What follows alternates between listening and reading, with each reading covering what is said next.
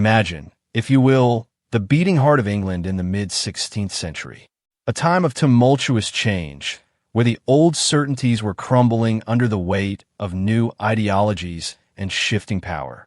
We're talking about the reign of young Edward VI, a king still in his formative years, guided by a council that, in the eyes of many, seemed less interested in the welfare of the common folk and more in their own burgeoning wealth. This, my friends, was Tudor England, a land that, beneath its veneer of emerging modernity, was in many ways a powder keg. And the fuse, as we shall soon see, was remarkably short. Now, when we talk about Tudor England, often our minds drift to the grand palaces, the intricate politics of Henry VIII, or the dramatic intrigues of Elizabeth I.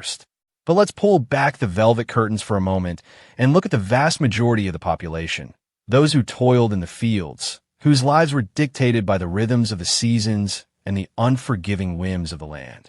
For these people, the 1540s were not a golden age, but a period of profound crisis. Picture it, a time when the very foundation of your existence, the land itself, was being wrestled away. The main grievance, the burning ember that ignited the fury, was a practice known as enclosure.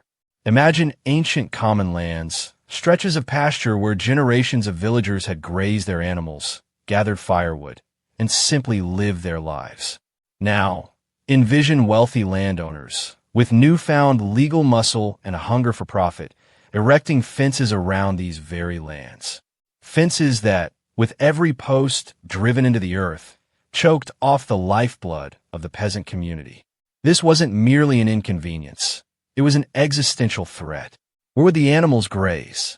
How would families feed themselves when their traditional resources were suddenly declared off-limits? The logic was simple, brutally so. The demand for wool was soaring, making sheep farming incredibly profitable. And so, land that had once fed families was now being converted into pasture for these lucrative flocks. Farmers were being forced from their ancestral holdings, their small plots engrossed into larger, more profitable estates. And as if this wasn't enough, the winds of inflation were sweeping across the country, eroding the already meager value of their pence. Unemployment was a constant specter. Rents were climbing to unbearable heights, and wages, if you could even find work, were steadily declining. It was a perfect storm of hardship, a pressure cooker of despair. As one historian so